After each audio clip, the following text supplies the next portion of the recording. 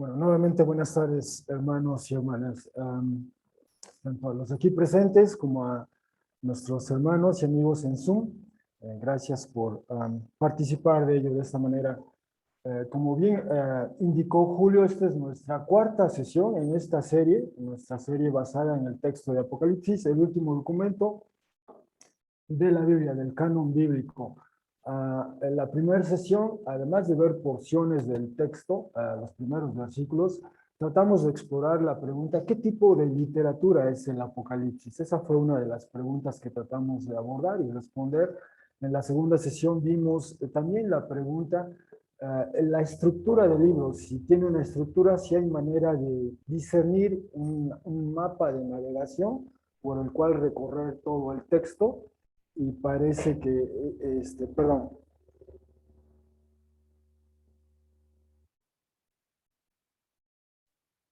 sí, decía, en nuestra segunda sesión ese fue el caso, explorar un mapa de navegación o la estructura del texto. En la tercera sesión, la de semana pasada, tratamos de responder a la pregunta de corte histórica, ¿no? ¿Cuál es el contexto, el marco histórico en el que surge, emerge este documento?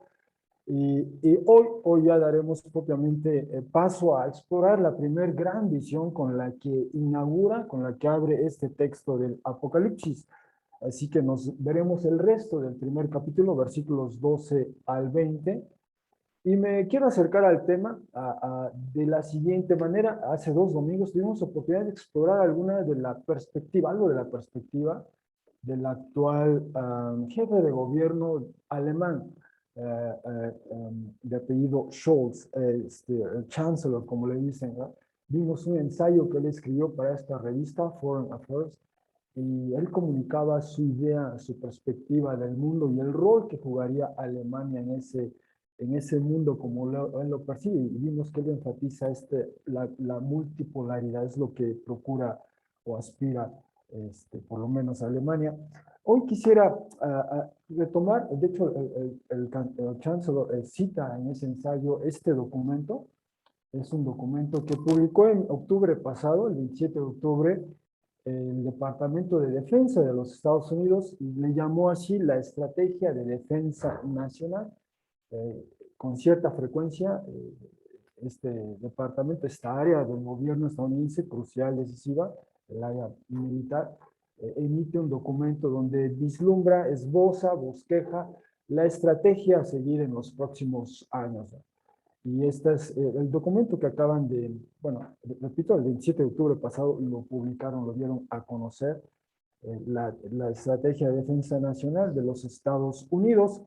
Y solo quisiera resaltar un par de aspectos que quizá después retomaremos al explorar el texto. Dice así un extracto de este documento: hoy día y en las próximas 2 décadas enfrentamos desafíos estratégicos que surgen de interacciones complejas entre un equilibrio global cambiante de capacidades militares, tecnologías emergentes, doctrinas competitivas que suponen nuevas amenazas al territorio y estabilidad estratégica, en este caso de Estados Unidos. Repito, esta es la perspectiva de ellos. Un incremento de las actividades malignas y coercitivas en la zona gris de nuestros competidores y desafíos transfronterizos que imponen nuevos requerimientos a la fuerza militar conjunta y al quehacer de la defensa. Estos desarrollos y las amenazas que representan debe decir ahí, están interconectados en parte debido a que nuestros competidores deliberadamente las vinculan para socavar o debilitar nuestra capacidad de disuasión, ejercer una coerción económica y poner en peligro la autonomía política de algunas naciones. En este documento enlistan por lo menos 7 desafíos, repito, esta es la perspectiva estadounidense, y explican cada uno de ellos. Esta es la lista de los 7. Dice el primero más importante es esta, le llaman así, competencia estratégica con la República Popular de China. El segundo es Rusia como una amenaza dura. El tercer desafío que ellos ven son amenazas a su territorio, al territorio de los Estados Unidos. El cuarto, otras amenazas persistentes, ya sea Corea del Norte, Irán, y lo que llaman organizaciones violentas extremistas. Un quinto desafío son lo que llaman estas dinámicas de intensificación complejas, dominios y tecnologías que evolucionan rápidamente. Y a veces estos términos me cuesta entenderlos, pero lo que quieren decir ellos es armas. Armas ya sea convencionales, nucleares, químicas, biológicas, entre otras, y también tecnologías como inteligencia artificial, ciencia cuántica, este nuevo concepto que descubrí, tecnología autónoma, debería ser autónoma, es decir, robots, vehículos sin conductor, todos estos aparatos que no requieren que alguien esté presente ahí para guiarlos, manejarlos, entre otras cosas. Biotecnología, tecnología espacial. Un sexto desafío es lo que ellos llaman, actividades en la zona gris de nuestros competidores. Es decir, no sé si... actividades en la zona gris de nuestros competidores, y es lo que llaman zona gris es esto que se refiere a la guerra cibernética, a desinformación digital, entre otras cosas. Y finalmente, el cambio climático y otros desafíos transfronterizos o transnacionales. Es esta lista de 7 desafíos que ellos plantean, y solo quisiera ahondar un poquito en el primero de ellos, el que encabeza la lista, esta competencia con China, competencia estratégica como le llaman, y así lo dice este documento. El desafío más amplio y serio a la seguridad nacional de los Estados Unidos es el esfuerzo coercitivo y cada vez más agresivo, esa es su perspectiva, de la República Popular de China de redefinir la región Indo-Pacífica, es decir, los alrededores donde está China, y el sistema internacional para que se ajuste a sus intereses y preferencias autoritarias. China busca socavar las alianzas y esfuerzos conjuntos estadounidenses en la región Indo-Pacífica e impulsar sus capacidades crecientes, incluyendo su influencia económica y el creciente poderío y presencia militar del ejército chino para coaccionar a sus vecinos y amenazar a sus intereses. Y más adelante dicen, China ha expandido y modernizado casi cada área del ejército chino con el fin de disminuir las ventajas militares de los Estados Unidos. Bueno, repito, este es un documento que emitió el Departamento de Defensa de los Estados Unidos apenas el pasado octubre. Desde luego, esta es su perspectiva, esbozan a grandes rasgos su estrategia. Con certeza no sabemos qué va a ocurrir en cada uno de estos desafíos, ¿no? Y desde luego, además de estos desafíos, todos ellos externos, tampoco sabemos qué pasará con los desafíos internos que no enlistan aquí, que ellos enfrentan, ¿verdad? Como toda nación tiene sus desafíos externos e internos. Así que esa será una interrogante a observar en los próximos años. Con eso en mente, quisiera ahora, junto con ustedes, leer el texto que hoy nos va a ocupar, Apocalipsis, y si bien era del 12 al 20, vamos a leer desde el 9 para retomar estas condiciones en las que se da esta primer gran visión. Vamos a leer Apocalipsis del 1 al 20, capítulo 1, versículos 9 al 20, en esta traducción que les ofrezco. Ajá. Y bueno, dice así el texto: yo, Juan, o yo, Johannes, como vimos la semana pasada, el hermano de ustedes y el compañero o copartícipe en la aflicción y reino y paciencia o resiliencia en Jesús. Llegué a estar en la isla, la cual era llamada Patmos, debido a la palabra de Dios y al testimonio de Jesús. Llegué a estar en el Espíritu en el día que pertenece al Señor. Y escuché detrás de mí una gran voz, como trompeta de guerra, diciendo: lo que ves, escribe en un rollo de papiro y envíalo a las 7 iglesias, a Éfeso, y a Esmirna, y a Pérgamo, y a Tiatira, a Sardis, a Filadelfia y a la Odisea. Por cierto, la semana pasada veíamos que los nombres Tiatira y Sardis en realidad es un plural, ¿no? En plural en griego se diría las Tiatiras y las Sardis, en plural, se debería ser en plural.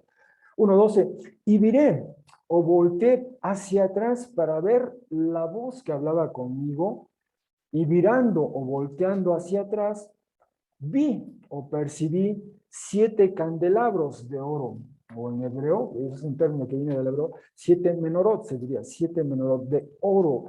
Y en medio de los candelabros, alguien similar a un hijo de ser humano, habiéndose puesto una túnica que llega hasta los pies. Bueno, debo decir que el texto en griego, elide, no dice túnica, nada más dice habiéndose puesto una prenda, digamos, que llega hasta los pies, y habiéndose ajustado o ceñido un fajín de oro a la altura del pecho.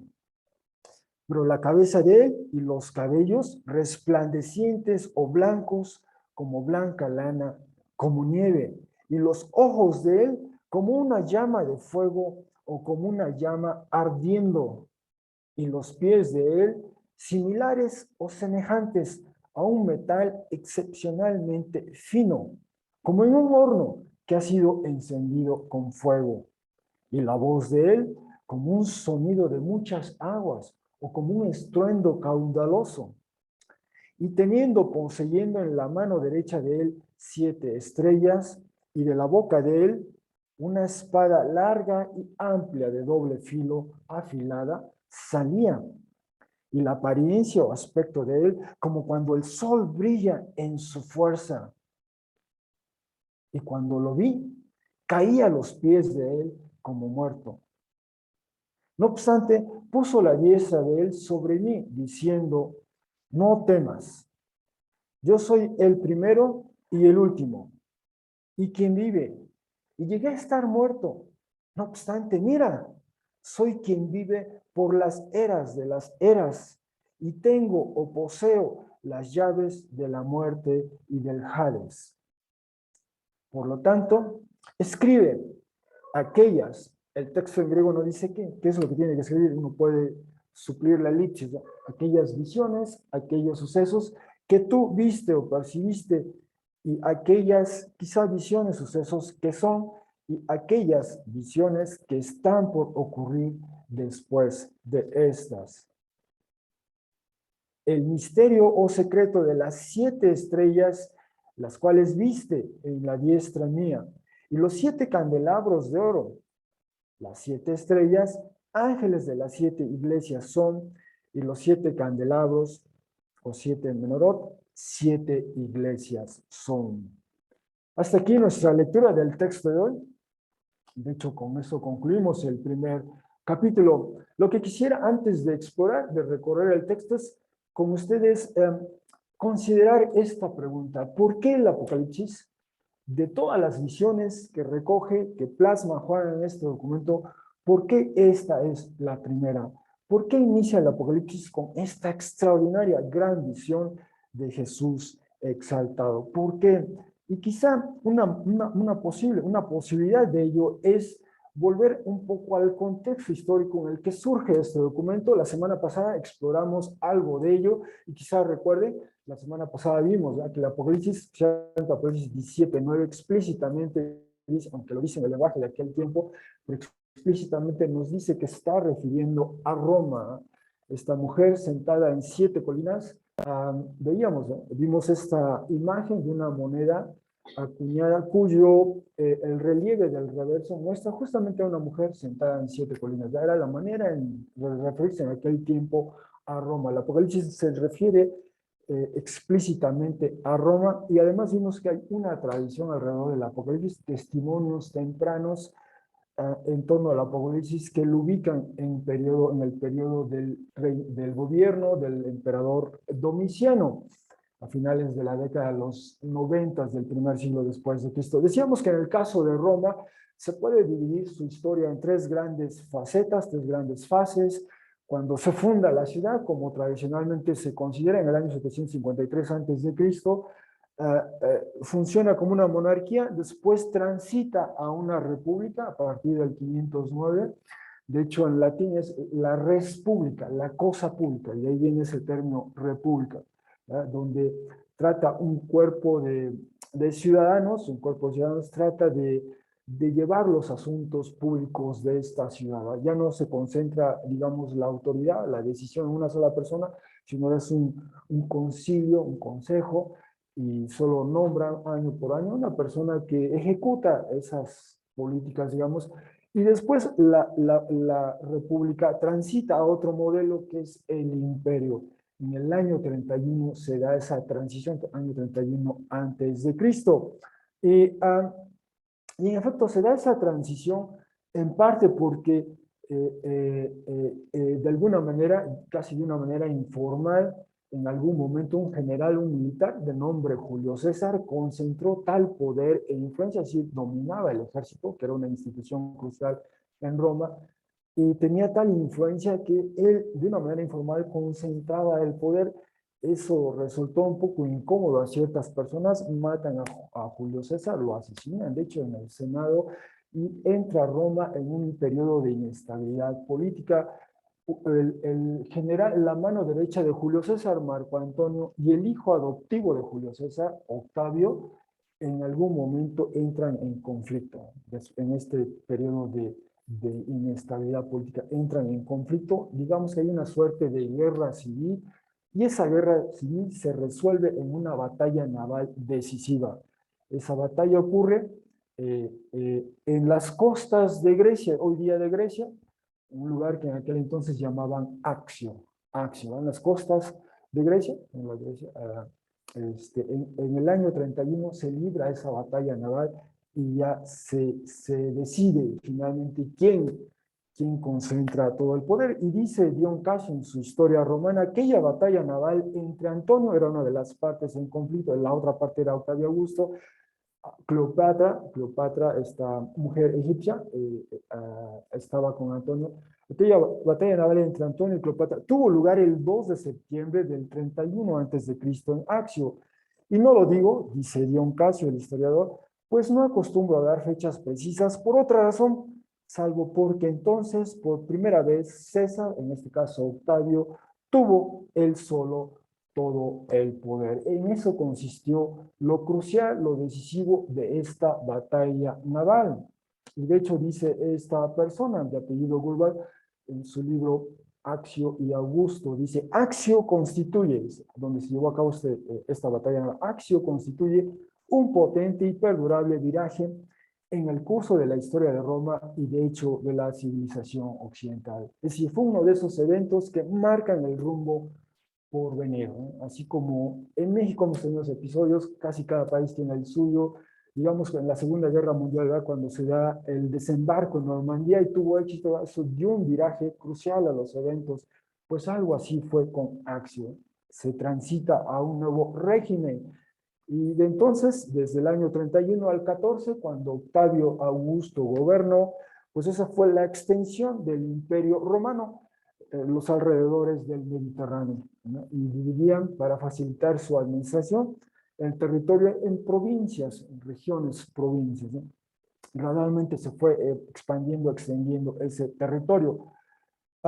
Y al respecto, a raíz de ese evento político y todas sus repercusiones, tuvo una de estas que tiene que ver con los rituales. Dice este historiador, Simon Price, dice lo siguiente, el surgimiento de un culto a Roma en Eritrea, en Asia Menor, es sintomático de un cambio en el equilibrio de poder en el este del Mediterráneo, que resultó finalmente en el ejercicio del control único por los romanos desde Octavio Augusto en adelante. Los cultos al poder de Roma acompañaron estos desarrollos políticos. Y más adelante también en este libro suyo, decisivo para este fenómeno, dice, estos cultos pudieron haber sido el producto de una nueva situación creada por el advenimiento de Roma, pero ellos son todavía expresados en un idioma griego. Una de las implicaciones, digamos, de este evento, del que hemos comentado algo muy breve, es que, entre otras cosas, la figura del emperador, la figura de Octavio Augusto, empezó a recibir para sí estos honores, este culto al emperador. Había sobre todo las provincias, las ciudades griegas, tendían a venerar a la autoridad, su autoridad local, pero ahora que Roma impone condiciones en toda esa región, esa veneración se enfoca en Octavio Augusto, y de ahí comienza este fenómeno que a la posteridad los historiadores le llaman el culto al emperador. el culto al emperador. Y decía, había algunos antecedentes griegos, por ejemplo, de esta persona de nombre Dion, un personaje griego, discípulo de Platón, por cierto, Dion. Él en algún momento tuvo que ver algo con la ciudad de Siracusa y nos dice lo siguiente, este extracto, ¿verdad? Que una vez que dispuesto todo esto y hechas las plegarias a los dioses, se le vio por la ciudad conduciendo sus tropas a Dion contra los enemigos. Se escuchó entre los siracusanos un alboroto, un griterío de alegría y de guerra junto con súplicas y exhortaciones llamando a Dion Padre y Salvador y Dios, y a los mercenarios hermanos y conciudadanos. Es decir, los griegos tendían a venerar sus autoridades, sus héroes, con esta aura de deificación, de deidad, casi como de deidad. Había ese precedente y lo que hacen esas provincias griegas es trasladar ese lenguaje ahora al emperador en turno, en este caso el que comienza con Octavio. ¿Verdad?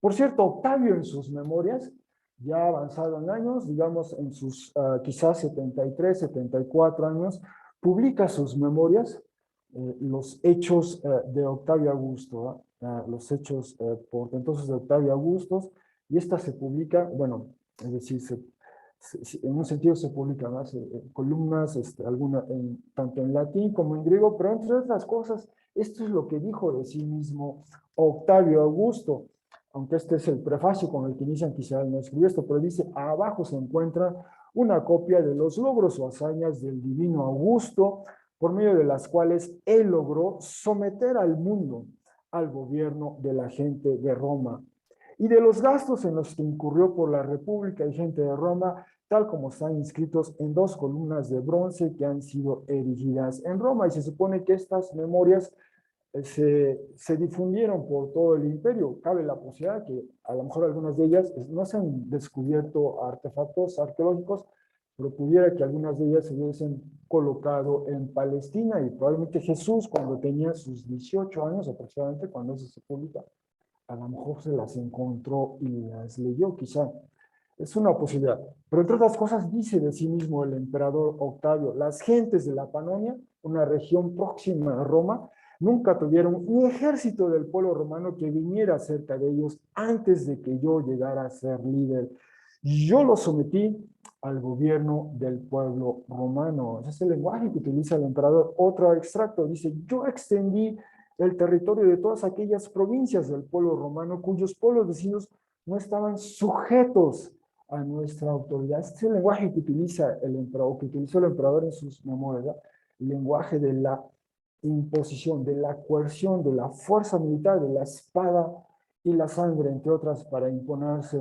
Y más adelante, en algún momento, dice, en mi 6ª y 7ª ocasión, fungiendo como cónsul, es aproximadamente en el año 28 a.C., después de que puse fin a las guerras civiles, si bien por acuerdo de todos yo tuve poder sobre todo, transferí la jurisdicción de mi poder al control del Senado, que en realidad no ocurrió, ¿verdad? Solo es un eufemismo lo que dice aquí el emperador, pero en realidad él seguía reteniendo el poder absoluto. Por este servicio, dice, fui nombrado Augusto, se le dio el título de Augusto. Augusto quiere decir como el excelso, entonces es Octavio Augusto, Octavio el sexto, Octavio el superior, digamos, por el decreto del Senado. Después de esta ocasión, yo superé a cualquiera en influencia. Eso dijo de sí mismo el emperador. Pero no solo era el emperador lo que pensaba de sí, sino algunos de sus súbditos. Por ejemplo, uno de sus contemporáneos, de nombre Nicolás de Damasco, llegó a escribir una biografía de Octavio Augusto y entre otras cosas dijo lo siguiente, hombres le dieron este nombre, el nombre de Augusto, en latín, Augustus, se tradujo a griego como Sebastos, ¿no? Ese nombre, Augusto o Sebastos en griego, ese dice, hombres le dieron este nombre en vista de su reclamo por honor y dispersos en islas y continentes a través de ciudad y tribu, ellos lo veneran al construir templos y ofrecer sacrificios a él, retribuyéndole por su gran virtud y sus actos de bondad hacia ellos, porque este hombre, habiendo obtenido poder preeminente y discreción, gobernó sobre el mayor número de gentes, dentro de la memoria del hombre. Hasta ahí mi cita, ¿verdad? Pero es decir, un contemporáneo de Octavio Augusto que le conoció, que tuvo algo de amistad, así lo describió a él, ¿no? Este hombre merece esos, hay que venerarlo en templos y sacrificios. Otro más, estos son extractos, ahora los oponentes de un judío del, se podría decir un judío quizá contemporáneo del apóstol Pablo, probablemente de ese tiempo. Él escribe ya en el año 40, por ejemplo, año 39-40 después de Cristo, y esto es lo que dice un judío devoto ortodoxo, esto dice del emperador en turno dice, o en este caso dice, y por otra parte, ¿qué decir de quien fue superior por su calidad humana en todas las virtudes, quien por la grandeza de su hegemonía imperial al tiempo que de sus valores humanos fue el primero en ser llamado Augusto? Y más adelante dice, Augusto, al que es justo llamar el que expulsa el mal del mundo. Tal es César, quien amaina las tempestades que arrasan por todas partes. Y de ahí avanzo a otro extracto de este texto, que se llama así Embajada de Gallo, que escribió Filón de Alejandría, esta persona judía de raza, judío de fe o de religión, procedente de Alejandría, allá en Egipto, en la primera mitad del siglo I. Dice, y si hubo alguien a quien se debiera dar por decreto honores nuevos y especiales, lo más indicado sería a él, no solo porque fue principio y fuente de la dinastía Augusta, ni porque fuera el primero, el más grande y más universal benefactor, quien a diferencia del gobierno múltiple, a un solo timonel concedió el mando del bajel del Estado. Y habla en la línea 150, y son testimonios los templos, los propileos, los vestíbulos, pórticos y construcciones magníficas en las ciudades nuevas y antiguas, etcétera. Y no hay un templo como tal como el llamado Sebastián. Lo sorprendente de aquí es que un judío ortodoxo de la época tiene esa perspectiva, esta opinión tan elevada, así decirlo, de este personaje. Uno más, este ya es del siglo II después de Cristo, para ver la influencia, la extensión, la dispersión de este culto al emperador en turno. Dice esta cita de Luciano de Samotasa. Dice, quiero tener una enorme franqueza, enfrentarme con la acusación que se lanza contra mí y defenderme más allá de lo que se me exige. Te aseguro que nadie hace nada sin cobrar, ni aunque te refieras a los que desempeñan las actividades más importantes, puesto que el propio emperador cobra. Y no me refiero a los tributos o impuestos que le llegan todos los años de sus súbditos, sino que el sueldo más importante que tiene el emperador son los elogios, la fama universal, la adoración por los favores, las estatuas, los templos y los altares. Repito, esto es ya inicios del segundo siglo después de Cristo. Ya se había instaurado este culto al emperador, este culto a la figura imperial. Y desde luego, Octavio llegó a hacer ciertas concesiones. Según Dion Casio en su historia, dice que Octavio, mientras tanto, además de encargarse del gobierno de tantos asuntos, mandó que se consagrasen santuarios a Roma y a su padre, a Julio César, al que se le debería llamar el héroe Julio, tanto en Éfeso como en Nicea. Éfeso, una de las ciudades donde están las iglesias a las que escribe Juan posteriormente. Por aquel entonces, aquellas ciudades de Asia y Bitinia, respectivamente, eran las que gozaban de mayor reputación. Ordenó a los ciudadanos romanos que habitaban en aquellas provincias que les rindieran honores a ambos. A los extranjeros, a los que él denominó griegos, les permitió que levantaran unos santuarios consagrados a su propia persona, a los asiáticos en Pérgamo y a los bitinios en Nicomedia. Esta práctica que tuvo aquí su comienzo se siguió dando bajo otros emperadores, y no solo entre los pueblos griegos, sino también entre todos los otros que deben obediencia a Roma. Bueno, este es Dion Casio. Y en tiempos ya próximos a Juan, la semana pasada ubicamos ya en base a testimonios externos que probablemente Juan escribe el Apocalipsis en el año 95 después de Cristo, aproximadamente es en tiempos del emperador Domiciano, y lo ubicamos en esta línea del tiempo. Ahí está Domiciano, fue emperador del año 81 al 96. Esto lo vimos con más detalle la semana pasada. Y esto es lo que se dice bueno, lo que dice Suetonio en su biografía sobre Domiciano. Dice, entre otras cosas, con la misma arrogancia, al dictar una circular en nombre de sus procuradores, la comenzó con estas palabras: nuestro Señor y Dios, en latín Dominus et Deus, ordena que se haga lo siguiente: de ahí que quedara establecido a partir de entonces que nadie lo llamara de otra manera, ni por escrito, ni en sus conversaciones. No permitió que se le erigieran estatuas en el Capitolio, a no ser de oro o de plata o de un peso determinado. Perdón por se trunca un poquito, pero esa era nada más la referencia, lo que nos alcanza a ver. Así que este es el mundo en el que vivió Juan, un mundo saturado por esta ideología, por este culto a la figura del emperador, y en algunos lugares era un culto que coaccionaba, que forzaba a los habitantes de cierto lugar a ir al momento, al día que definieran en la ciudad cuándo iban a hacer los honores o el culto al emperador, y había cierta coacción, ¿no? Bueno, este es el mundo saturado de este culto a esta figura, y es ahí cuando Juan, en esa isla de Patmos, ve esta visión. Y por cierto, las circunstancias de esta visión, nos dice el texto, Juan se encontraba en Patmos.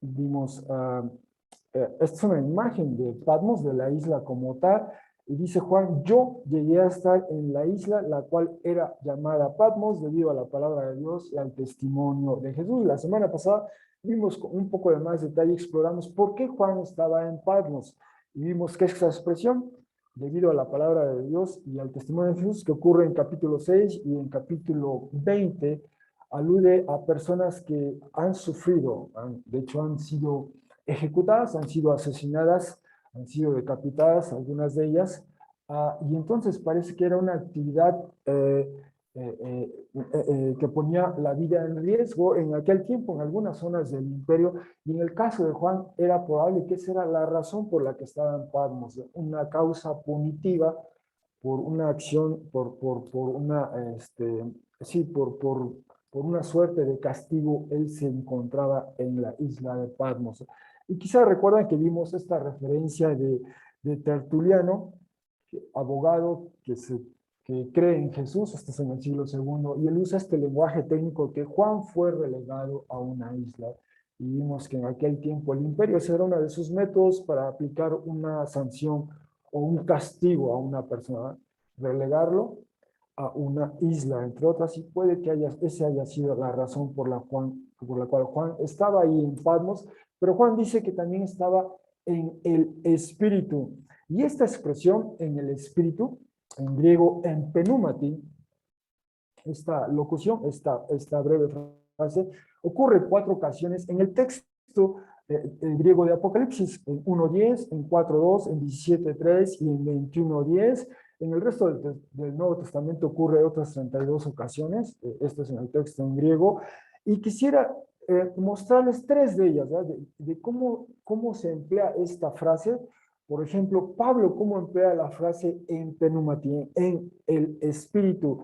En Romanos 8:9 se lee lo siguiente: pero ustedes no están en la carne, en la naturaleza humana desafiante, más bien en el espíritu. O sea, Pablo contrasta en la carne, en sarcos, en el espíritu, en penumati, ¿no? Es ese contraste. Si realmente el espíritu de Dios habita en ustedes, ¿no? Pero si alguien, el espíritu del Mesías no tiene, esta persona no es de él.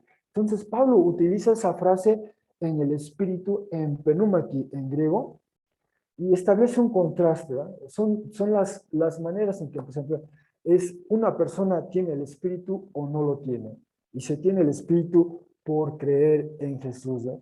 Se tiene el espíritu del Mesías o no se tiene. Y en ese capítulo en particular, Y en el 10, incluso también en Romanos, se cree, se proclama con la boca que Jesús es el Señor y se cree en el corazón que Dios levantó de los muertos a Jesús, ¿no? Entre otras. Entonces, se tiene el Espíritu, se está en el Espíritu o no se está. Ese es un primer uso. En su carta a los Corintios, la primera Corintios 14:6 dice, puesto que si bendijeras en el Espíritu, quien ocupa el lugar de intruso, inexperto, observador extranjero en una asamblea, ¿no? ¿Cómo dirá el amén a la acción de gracias tuya? En efecto, ¿qué dices? No lo sabe, no lo entiende. Entonces, aquí hay otro uso, ¿eh? Bendecir en el espíritu, y de hecho es un poco ambivalente acá, se refiere al espíritu de uno como persona o al Espíritu Santo que ha descendido, pero es algo que se dice para adentro, para nosotros, que alguien afuera no entiende.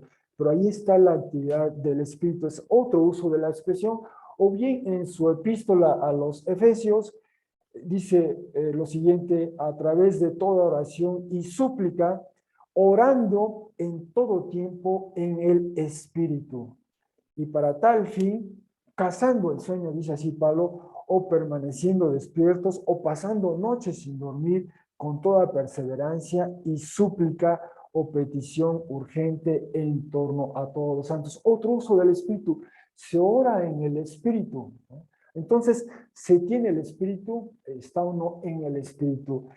Puede uno bendecir, pero en el espíritu, y quizá a lo mejor puede ser algo inteligible para otros porque como que habla uno para sí mismo, o bien se ora en el espíritu. Entonces, cuando Juan dice que estaba en el espíritu en Patmos, de alguna manera está en Patmos, está físicamente en un lugar, pero al mismo tiempo está, si me permiten decirlo así, en sintonía con el espíritu. El espíritu de alguna manera que está en él, porque por haber creído en Jesús, de alguna manera le habilita, le alista para ver, discernir, para tener ese encuentro con el Jesús exaltado en el Espíritu. Es posible, esas son las condiciones para esta visión de Jesús que está por describirnos.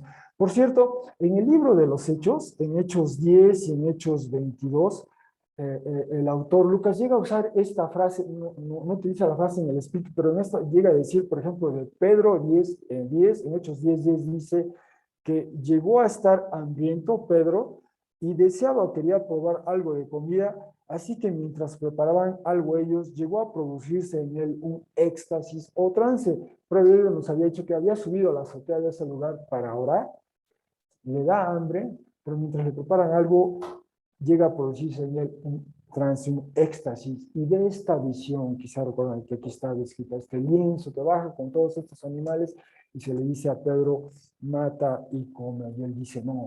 Y es esa visión que le prepara para el encuentro con Cornelio y los suyos. Y, o más adelante, en el caso de Pablo, nos hicieron favor de leer Hechos 9, miren, nos hizo favor de leer Hechos 9, y Pablo recuenta o vuelve a narrar este encuentro con el Jesús exaltado, y en 22:17 dice, después de haber tenido el encuentro con Jesús, vía Damasco, regresa a Jerusalén y dice, y me ocurrió volviendo o regresando a Jerusalén y orando yo en el templo, al llegar a estar yo en éxtasis o en trance, y al verlo, es decir, al ver a Jesús, diciéndome, apresúrate o date prisa y sal pronto de Jerusalén, pues no recibirán tu testimonio en torno a mí. Es decir, son expresiones, más adelante habla del Espíritu, como el Espíritu le guía a Pedro en ese encuentro con Cornelio. Entonces, en el Espíritu parece ser esas condiciones donde el Espíritu le lista a uno para ver, para contemplar, para discernir este encuentro con Dios, ¿no? Finalmente, otra de las condiciones era en Patmos, en el Espíritu, y dice Juan, en el día que pertenece al Señor. Usa Juan este término, curiacos, perdón, y curiacos era un término que de hecho antes de que lo usara Juan, o antes de que se usara en el Nuevo Testamento, se utilizaba en la literatura, de hecho imperial, en la correspondencia imperial, se usaba curiacos y tenía que ver con lo que pertenece, lo que tiene que ver con el emperador, especialmente las finanzas, ¿eh? Las finanzas, lo que pertenece al emperador, y de alguna manera los autores del Nuevo Testamento, en este caso Juan y Pablo, usan ese término y se lo aplican a Jesús. Por ejemplo, Pablo lo utiliza en 1 Corintios 11:20, es la segunda ocasión que aparece. Por lo tanto, Pablo está hablando de la cena del Señor, dice, por tanto, viniendo juntos ustedes en torno a lo mismo, no es la comida que pertenece al Señor para comer como lo hacen. Ya está dando lineamientos de cómo debe hacerse ese encuentro de comunión que marcaba la cena del Señor. Pero Pablo utiliza esta expresión, lo que pertenece al Señor. Así que los autores del Nuevo Testamento se apropian de esa frase y dicen curiacosa, y de ahí en adelante, al paso del tiempo, lo que pertenece al Señor, en el día que pertenece al Señor, eventualmente después se llamó domingo en nuestro camino. Bueno, esas fueron las condiciones en Patmos, en el Espíritu, en el día que pertenece al Señor. Y la visión, ahora sí, la visión de Jesús. Quizá nos sorprende que cuando uno lee los evangelios, nunca se nos describe a Jesús. Ninguno de los cuatro autores de los evangelios, de los cuatro evangelios, a ninguno de ellos, por alguna razón, se les ocurrió o tomaron la iniciativa de describir para nosotros físicamente a Jesús. ¿De qué color era su cabello? ¿Cómo eran sus cejas? ¿Qué altura tenía, digamos? ¿Cuál era su complexión? ¿Cómo era su andar, su caminar, su manera de hablar, de expresarse? Ninguno de ellos nos contó eso.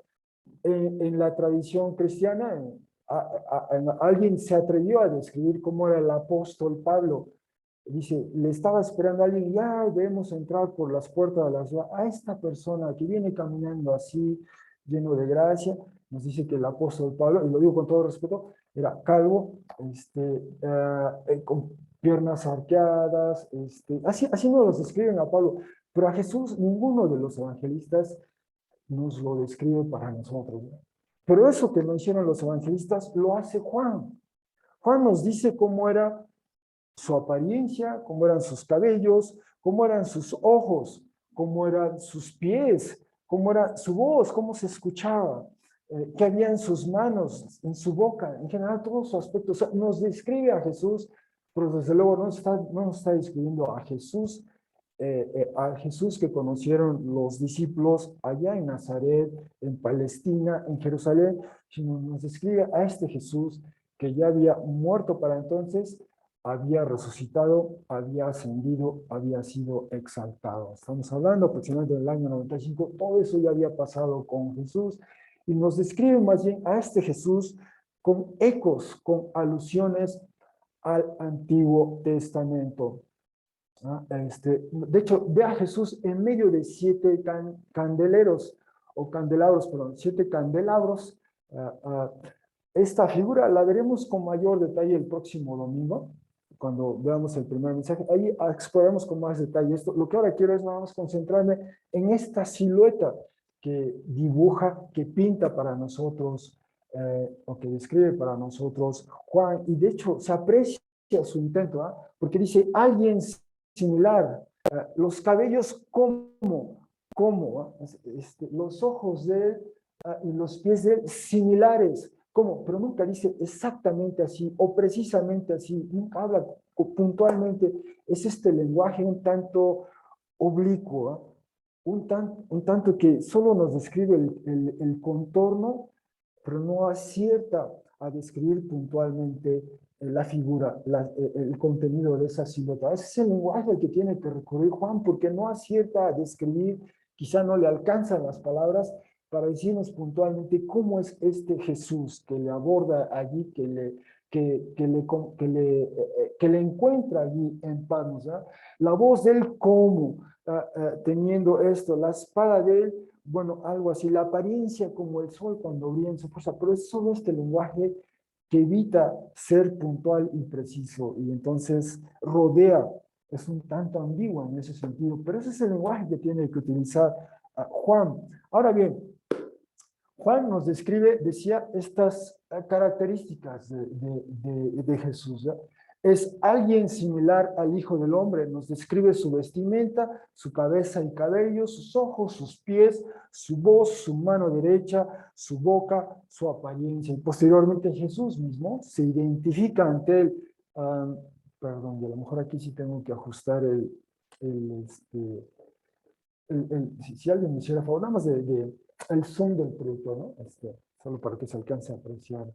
Sí. Eso, gracias, señor, gracias. Entonces tenemos esas características, por ejemplo, alguien similar al Hijo de Hombre, que se halla en medio de siete candelabros, ¿no? 7 iglesias más adelante. Bueno, Juan lo que hace, empieza a aludir, usa el lenguaje del Antiguo Testamento para tratar de precisar, de describir a este Jesús. Y por ejemplo, Juan hace un eco o una alusión a Daniel capítulo 7, versículo 13. En esta visión que describe Daniel, de esta figura humana. Previo a esta figura humana, ha descrito 4 monstruos o bestias que emergen de un mar grande, y dice que todas estas 4 monstruos o bestias en turno llegan ante este trono, donde está un anciano de días, y hay otros tronos, y cada uno de estos monstruos o bestias son destronados, y la 4ª bestia o monstruo, de hecho, es ejecutado incluso, y su cuerpo es echado a un lago de fuego, al fuego que había ahí alrededor.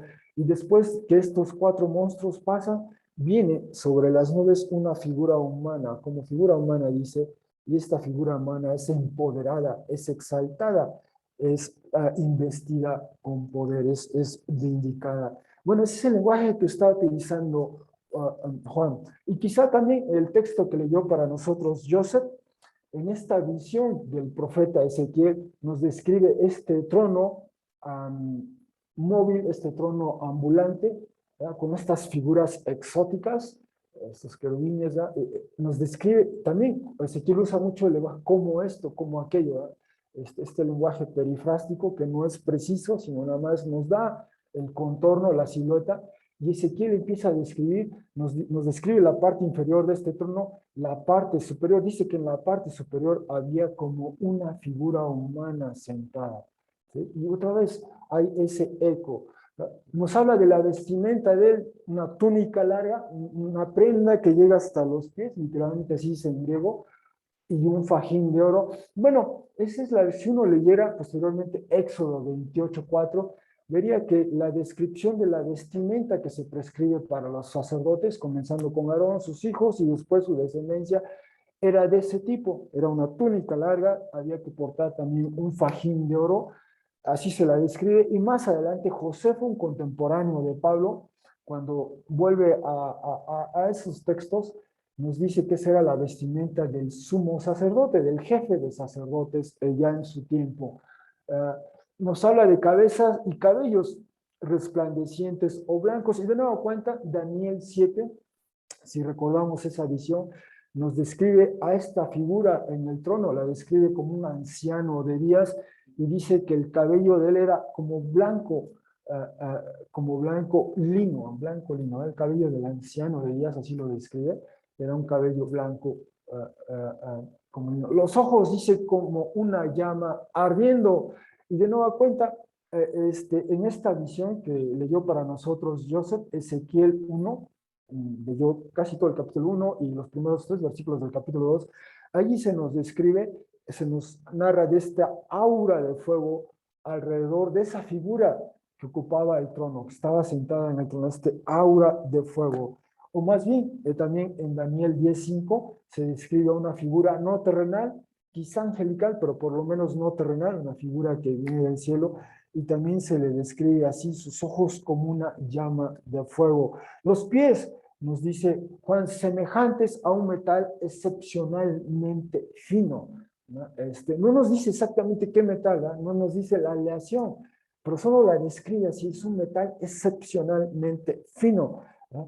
Bueno, en Ezequiel 1:7, igual el texto que leyó para nosotros Joseph, en 1:7 se describe así los pies de estas figuras, ¿verdad? Semejantes a un metal excepcionalmente fino. ¿Verdad? Posteriormente la voz dice que escuchó y que voltea para ver quién habla. Juan dice, esta voz sonaba como como un ruido, un sonido de muchas aguas, o un estruendo caudaloso, ¿ah? El ruido que causan muchas aguas. Y en efecto, otra vez en la visión de Ezequiel 1:24 que leyó para nosotros Joseph, se escucha esta voz, ¿verdad?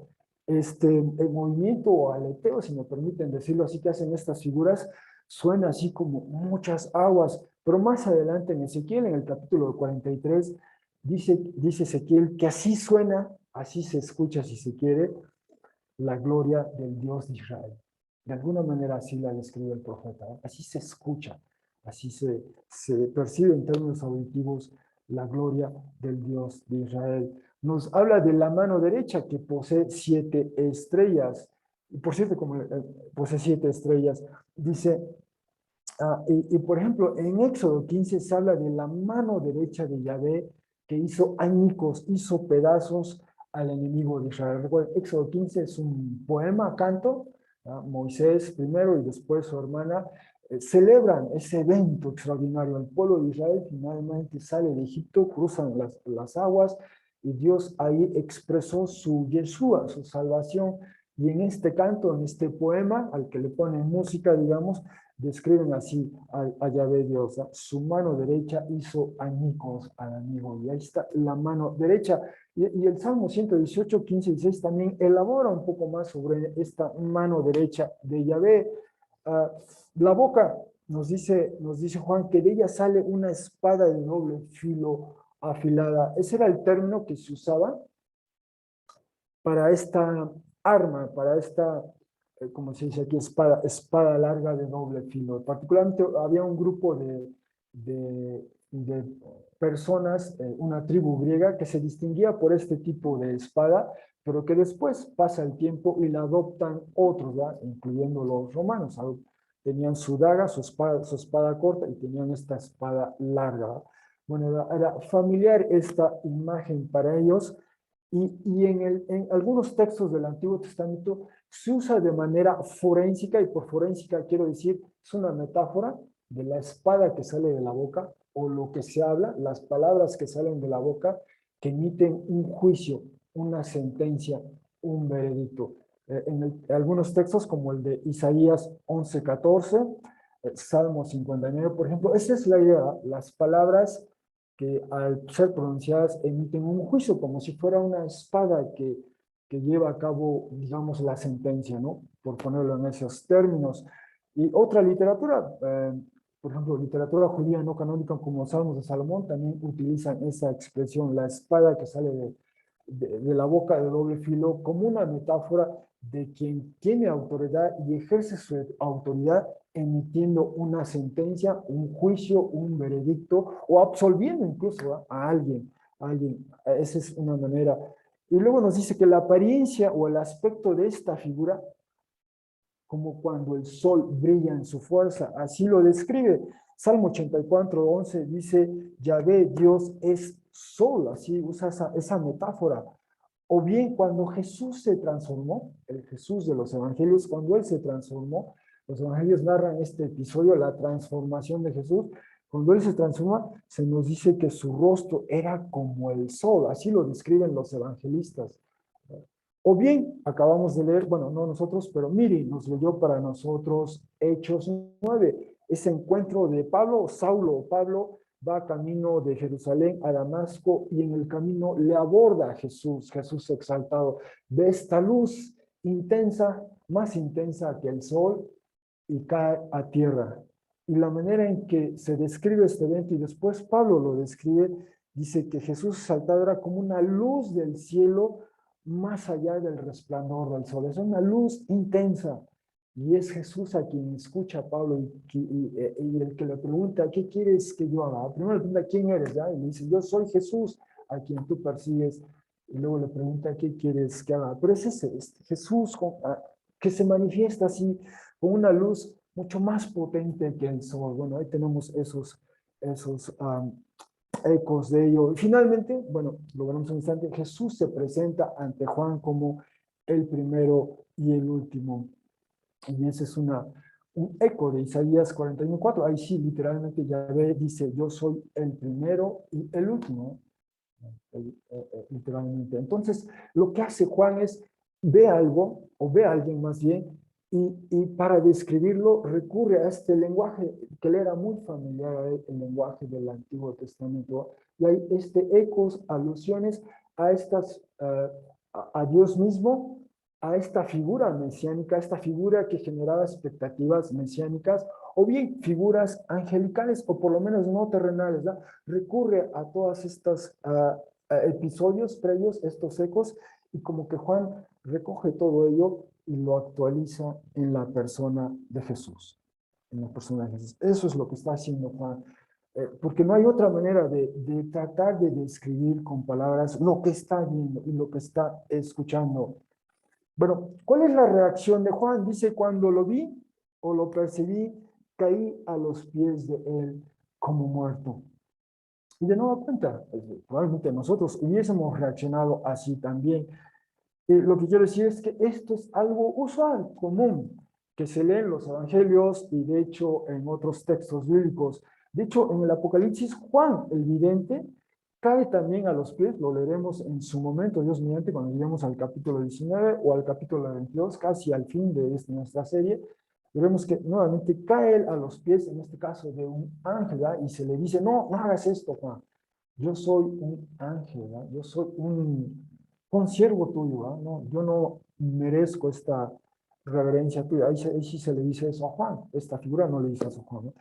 Luego, en los evangelios, caer a los pies de Jesús es algo que ocurre en los evangelios, ¿ya? Jairo, el jefe de la sinagoga, quizás recuerdan ese episodio, que se acerca a Jesús porque su hija estaba muy enferma, enferma de gravedad, y de hecho, cuando Jesús atiende esa petición, van camino a casa de Jairo y le dice, ya no molestes al maestro, tu hija ha muerto. Y Jesús le dice, no, no ha muerto, no ha muerto. Entra a la casa y quizá recuerdan ese episodio, le toma la mano, le habla y la levanta, ¿no? A la hija de Jairo. Pero Jairo cae a los pies de Jesús. O bien un samaritano, había 10 leprosos en este episodio que narra Lucas, y le piden a Jesús que los sane. Jesús los sana a los 10 leprosos, los manda, vayan, preséntense con el sacerdote, pero de los 10, uno regresa con él y le da las gracias a Jesús, ¿no? Y es un samaritano, enfatiza eso, el texto. O bien, en el Antiguo Testamento, de nuevo cuenta, el texto que leyó para nosotros Joseph, vimos que el profeta Ezequiel cae sobre su rostro, ¿no?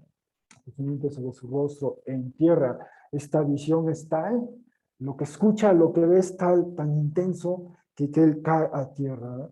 O bien, lo acabamos de leer también, Miri nos leyó para nosotros esta visión. Pablo se ve abordado por esta luz tan intensa, ¿no? Que le ciega, de hecho, literalmente le ciega, cae a tierra, está preguntando quién es Jesús. Y le llevan así a Pablo, ¿no? Va tanteando, le lleva así, se lo encuentra a Ananías, le impone las manos, ora por él, se nos dice que le caen, presumiblemente algo así como escamas de los ojos, recupera la vista, o quizá gradualmente va recuperando la vista, pero quizá este es un efecto de esa luz tan intensa que le deslumbra y le ciega por completo a Pablo, ¿no? Bueno, esa es la reacción de Juan, muy parecida, y entonces escucha directamente ya a Jesús. Dice, no obstante, puso la diestra de él sobre mí diciendo, no temas, yo soy el primero y el último. Esta frase ya la habíamos visto, bueno, perdón, no, aparece en 2:8 y 22:13. Dice, yo soy el primero y el último, y quien vive y llegué a estar muerto. Y no obstante, mira, soy quien vive por las eras de las eras y poseo la llave y Hades. Vean esta manera tan extraordinaria de presentarse Jesús ante Juan. No le dice, yo soy Juan, perdón, no le dice, yo soy Jesús, sino lo que hace Jesús es, le da un nombre a manera de una narrativa muy corta, muy breve, ¿verdad? Yo soy el primero y el último. Lo enmarca todo. Y entonces viene a esta parte, quien vive y llegué a estar muerto, y mira, soy quien vive por las eras de las eras. Ese soy yo. Es decir, Juan trató, intentó, describe para nosotros estas características de Jesús, dibuja para nosotros esta silueta de Jesús, esta aura de Jesús, pero en un sentido Juan se quedó corto. Si hay algo que Jesús destaca, es esto, ¿ah? Él es el primero y el último, Él lo abarca todo, pero además dice, soy quien vive y llegué a estar muerto y vive por las eras de las eras. Nada había en el tiempo de Juan ni en nuestro tiempo que pueda presumir eso. Quien vive y llegué a estar muerto, y no obstante, mira, soy quien vive. Ni el emperador mismo, nadie, ni la ideología del imperio daba para eso, para que alguien que muere puede volver a vivir. Eso es singular, único en el Evangelio de Jesús. Es algo extraordinario, único en el Nuevo Testamento. No hay nada como eso ni en la literatura antigua, clásica, ni en la literatura contemporánea moderna. Nadie puede sostener eso. Solo Jesús es quien puede presentarse y decir, quien vive, llegué a estar muerto y mira, soy quien vive por las eras de las eras y poseo las llaves de la muerte y el Hades. De hecho, en su momento, cuando vimos 1 Corintios 15, mencionamos esto, ¿eh? La imposibilidad de la resurrección de los muertos en el mundo greco-romano. Por ejemplo, esta tragedia de Esquilo lo comunica de una manera muy honesta y al mismo tiempo brutal por lo desesperanzadora que es en este diálogo, en este guión, digamos, de esta tragedia. Dice, está hablando esta deidad griega, Apolo, monstruos que todos aborrecen y sois objetos de odio de los dioses. Las cadenas podían soltarse. Para eso hay remedio e infinidad de recursos liberadores. Pero cuando el polvo absorbe la sangre de un varón que ha muerto o de una persona que ha muerto, de una vez para siempre, ya no hay posible resurrección. Para eso no ha fabricado hechizos mi padre, dice Apolo. Zeus no puede, a pesar que todo lo demás, arriba y abajo, lo dispone y trastecua con su poder sin que se altere siquiera su respiración. Pues Zeus tenía una limitante, lo admite Apolo, ¿verdad? No puede hacer que alguien que ha muerto vuelva a la vida, ¿no? Eso lo decían los dioses mismos en palabras de Esquilo, ¿no? Los dioses mismos admiten su limitante. No pueden volver a alguien a la vida, a alguien que ha muerto, ¿no? Esa era la perspectiva pagana, griega y después romana. No hay manera. Y dice Tom Wright en su libro La resurrección del Hijo de Dios, la muerte fue todopoderosa. Uno no podía escapar de ella, en primer lugar, como tampoco quebrar su poder una vez que ella haya venido. El mundo antiguo pagano así estaba dividido entre aquellos que decían que la resurrección no podía suceder, aunque la desearan, y aquellos que decían que no querían que sucediera, sabiendo que no podía ocurrir de cualquier manera. La perspectiva pagana, griega o romano, admitía, no es posible la resurrección. Podían tener el concepto, pero sabían que eso nunca iba a ocurrir. No era posible. Su teología, sus dioses no les daban para eso. Y su experiencia tampoco, ni siquiera el poder que concentró una figura como el emperador daba para ello. Por ahí tenemos en esa isla, insignificante si se quiere, Juan quizá bajo una pena por el imperio, tiene este encuentro con Jesús exaltado y entre otras cosas lo que Jesús dice, yo soy quien vive, estuvo muerto y mira, vivo por las eras de las eras.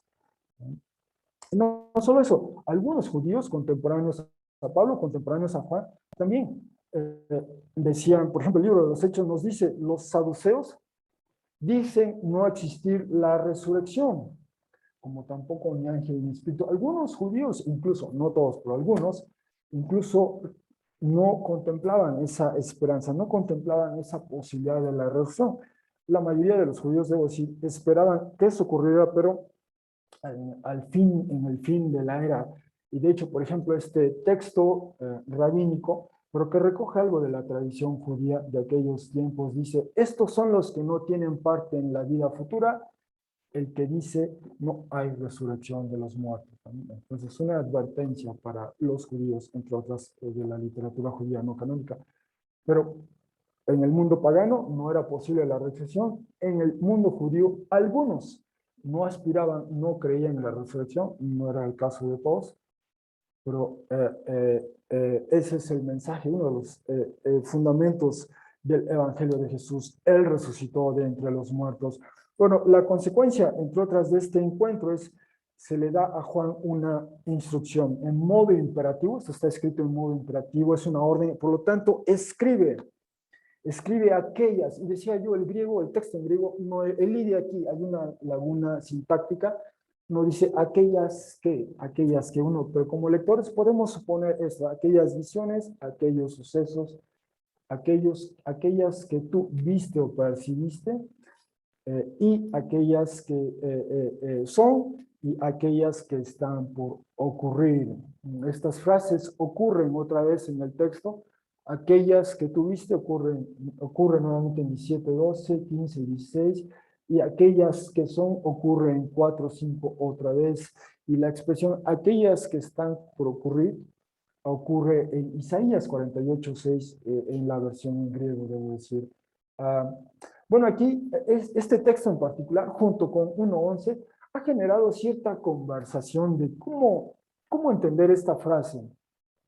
En 1.11, que hace un rato leímos, pero que vimos con entendimiento la semana pasada, dice esta voz que escucha Juan, diciendo, lo que ves o aquello que ves, escribe, es una orden, está en modo imperativo, segunda persona singular. Escribe en un rollo de papiro y envíalo a las iglesias. También esta es una orden en modo imperativo.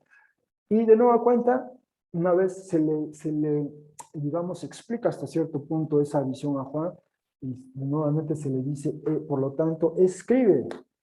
Y una manera de traducir es, si aquí se dijo lo que ves, porque aquí la frase sí está en tiempo presente, quizá podemos recuperar eso y diría aquellos que tú viste o aquellas que tú ves, es decir, aquellas que son y aquellas que están por ocurrir.